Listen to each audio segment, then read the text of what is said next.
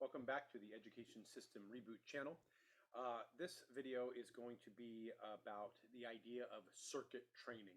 I was teaching a lesson yesterday, and it was trying to come up with some analogies on how to get a point across, and I said, think of it as a circuit training. And I said, that might be a good idea to unpack on a video. So this is actually gonna be the first video where I actually have my instrument here. Although I know this isn't about music per se, it's more about fixing the education system. I think there's a tie-in. So I'm gonna start this video with talking about the skills needed to play the instrument that I play, the French horn. And how I have a routine that I do that covers all the skills. So I'm going to demonstrate a little bit, talk through it, and then I'm going to explain how, in my mind, you could take the same systems or same idea, same process, and probably apply it to any subject. At least that's in my opinion. So basically, when I create my routines, there are some basic skills that you hit every day. One is just producing a tone in the different areas of your instrument. So this is a quick way to do that. So I just start right here, which is, again, if you're a musician, that's a concert B flat high F. And I just work down.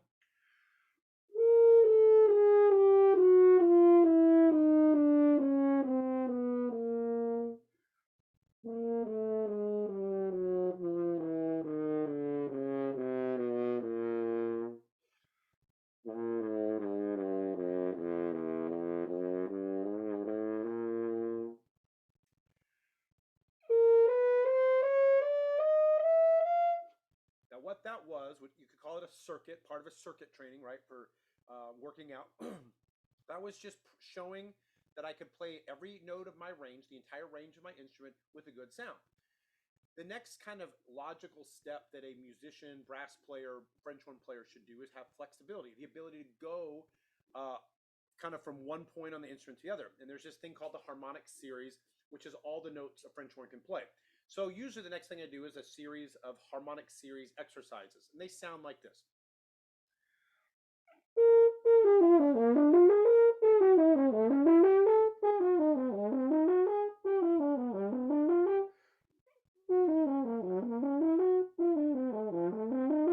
I could keep going down.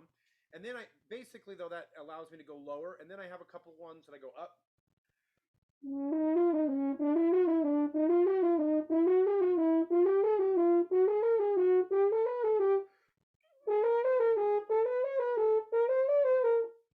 Etc. I have some more I can go up. Then I have one that goes a little lower.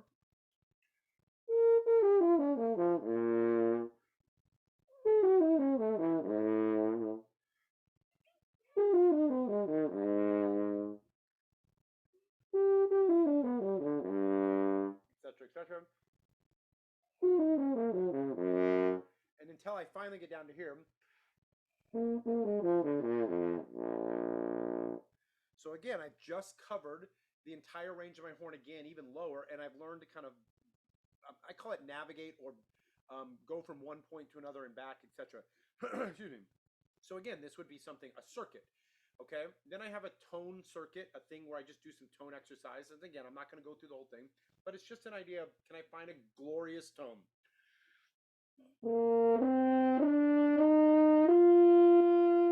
Could I do it soft?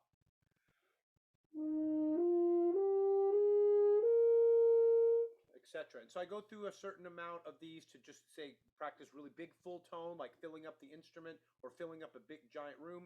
And then I also say, can I get the same quality of tone soft? Again, it's an exercise. It's like if I was working out. Then I have to have some articulation.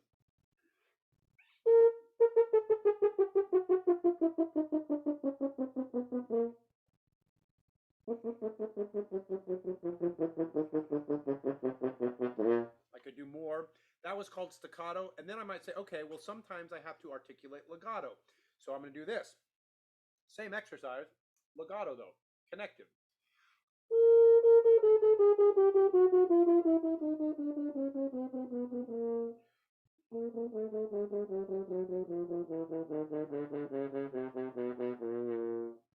And I could go lower, I can go higher. There's things I can expand on that. Okay, so let me pause and say this. Okay, for music, for an instrument, those are literally what I consider the absolute basic skills. Those, I think I did 5 different things. If a student can do that on their instrument and get a good sound and get around the instrument, they are creating a little circuit or a little routine that is going to build their skills. Now, obviously, you need to be consistent and do it at a high level, because if you just started with this, it probably wouldn't sound very good if you're a beginner, but you develop it. Okay. Now, there are some extended things as well. Another part is, in music terms, we have these things called scales. Now, I call them theory fundamentals.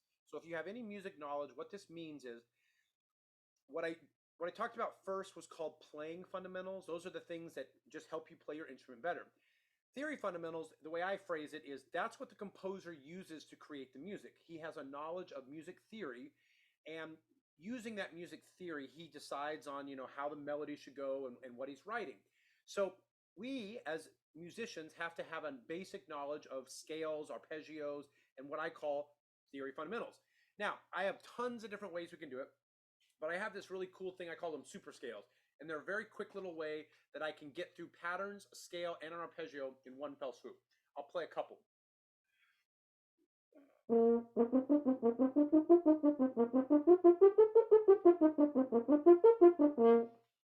Here's another one. Sorry, I messed up.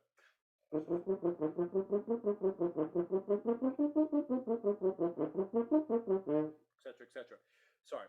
So basically what it does is it allows me, if I wanted to, or if I wanted to create a little circuit and get that skill, like practice that skill, I could go through my 12 major scales using that pattern. There's tons of other patterns, but the point is you create a circuit or a routine, okay?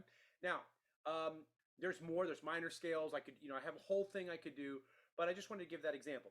And then there are some, like, we might call them advanced skills or specialty skills. So on the horn, I'm going to demonstrate 3 of them. There's one skill called double tonguing or multiple tonguing. So I have a quick thing, and it's basically really fast tonguing. So I'll just demonstrate.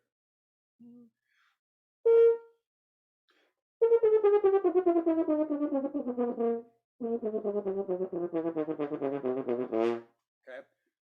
That was very quick and short, and that got me through double tonguing. You got also a thing called triple tonguing. Same skill. Think again, same exercise, but using the triple tongue feel.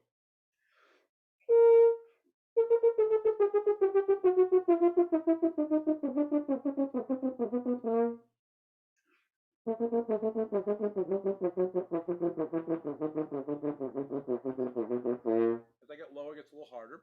And then there's a thing called lip trills, and that's going between 2 notes with the same fingering very fast.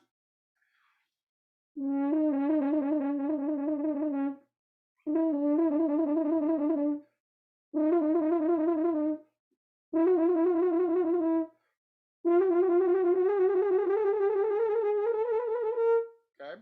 And then sometimes, actually, those are the 2 main specialty skills. There's some other things. There's this thing called multiphonics. There's things called transposition. But the point of this is I just wanted to physically demonstrate this idea of kind of circuit training, right? And how musicians would do it, most likely. I would say any competent musician has some sort of routine that follows kind of what I've outlined. Now let's take it through certain steps or certain other examples. So I think I've said this before in a different video, but I'm going to say it again. My belief is that any professional athlete has a series of routines, or if we want to use the word circuit, like a circuit, right? Something they go through every day, and it helps them develop skills, maintain skills, and continue to adapt. And now when I think of circuit training in the actual exercising, right? You have a series of things you go through, and then you do it again, you do it again. Now, a lot of times what happens is after a certain point, what you do, I think they call it not muscle confusion. Well, that's the other term, but your muscles adapt basically. So a lot of people will recommend that you go to a different type of circuit after you've done it for a while. There's nothing wrong with that. I mean, I think in essence, this is where I'm going to tie it into the education system. I think that's what the education system used to be. It used to be a series of circuits, it's grade by grade, level by level, that kids just went through. And the reality is, yeah, some kids weren't as successful in some areas, and then they might be more successful in others. But, we have this sense now that everybody has to, okay, I'm not going to go political in there. Let me tie it back into this. I see how every subject could be broken down into a series of circuits or a series of routines, habits, etc. So my encouragement to any teacher that sees this particular video is to think about whatever your subject is, okay? So I'm going to use history, for example. Okay. Well, history should be really simple. It's like, okay, you probably want to hit with history, you want to probably do a current event. Okay, so you like maybe every day you start with a current event. Maybe it's a quick article or you watch a quick video, whatever. That's just what you do every day. That could be the first part of your circuit. Okay, now if you're studying a certain thing, you have to have some resources, whether that's certain specific books, your textbooks. I mean, I know textbooks can be very boring. I get that. But the reality is there needs to be a set amount of time that you read. There needs to be a set time where you're reflecting. There might be a set time where there is some discussion. But the idea, I guess, is it's like if every class was kind of treated like a circuit workout, and you kind of went through these series of like 5 or 6 things every day for extended periods of time, I believe that knowledge of history would improve. Same thing with writing, right? There are certain skills. Now, again, I'm going to break it down the way I would do it. And I'll just say this. In my own life, my writing has improved a lot through my personal growth process. Why? Because I'm reading every day. I journal a little bit more. I'm still working on that habit, but I'm writing emails better. I'm practicing stuff. I listen to audio, so I listen to good communicators. So my vocabulary has improved. My ability to communicate has improved. And writing is organized thinking. I've heard that said that way. So it's like, okay, so why is my writing getting better? Because I've been doing all these little things alongside it, and they are coming together and basically building my muscles, but putting that in quote, my mental muscles, my writing muscles. So again, in my opinion, or I should rephrase, maybe I say if somehow I was forced to teach a writing class, I would create a routine, a habit, a circuit. Okay, maybe the first thing we do, just again as an idea, everyone comes in and journals for 5 minutes to get started. Right, there's a question on the day. Then we might actually do some spelling / vocabulary lists, right? Because you can't write well if you don't have a good vocabulary. Okay, then maybe we would read. Maybe we would also be reading a personal growth book along there and just getting better at writing. Maybe part of my writing would be, all right, here's a good speaker, let's listen to how they speak. Then we would write every day. That's the thing, that we would write every day of some sort. Again, if this was me, and I'm not preaching at anyone because I'm not an expert in writing, but I do think one of my gifts is sequencing, is putting things in a certain order, is understanding how to develop routines and habits, and creating a system that, if done consistently, will create good results. I just believe that. I've seen it happen in all areas of my life, in my band programs, in my private lessons, and there's reasons that I have the students I have. I've had a few students.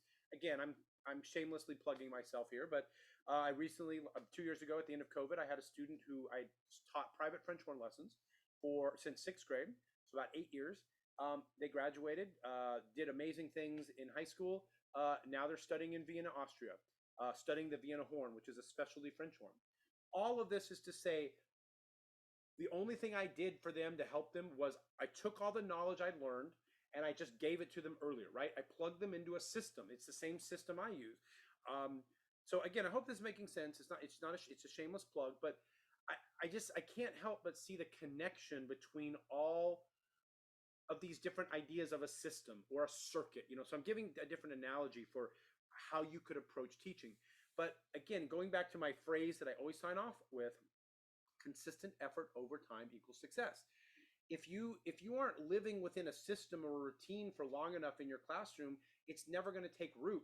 Yeah, the very advanced kids are going to get it right away because they probably have good habits from home or from their own, however, but the kids that struggle are the ones that don't have good habits. So you must be consistent in an approach for long enough to let it keep taking root. You've got to practice. You've got to encourage them to give the effort first. Make the effort the priority, not the content. Process over product. Anyway, what I'm going to wrap up with is, do you see how all these things I'm saying, they're all connected? They're all basically saying the same thing.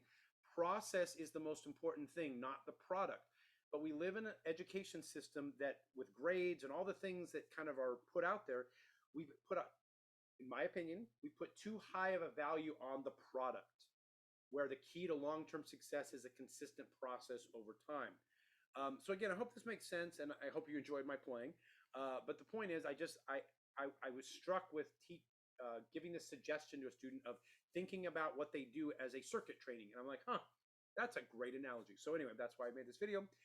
And as always, as I already said before, remember consistent quality effort, I'm adding that one, consistent quality effort over time equals success. Thank you.